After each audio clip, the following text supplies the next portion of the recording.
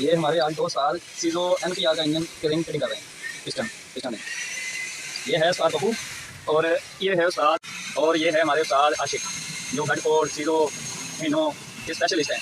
और ये हमारे उस्ताद बबू मजदा 3500 हुंडई शाद, और ये इनके स्पेशलिस्ट है, डीजल गाड़ियों के मुकम्मल स्पेशलिस्ट है।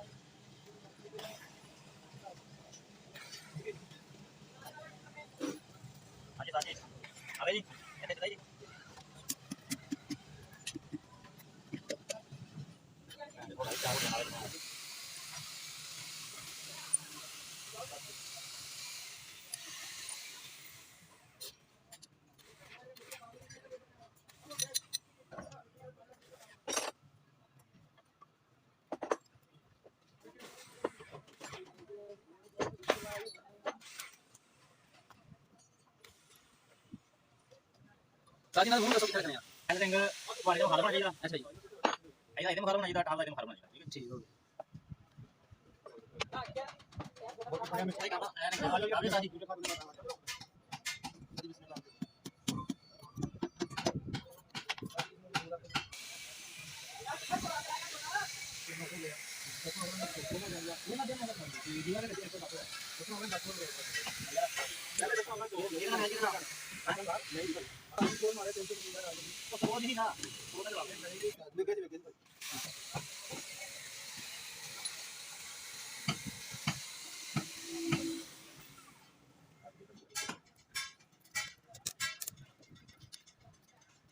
है लंबियां वाले और मजेदार होगा।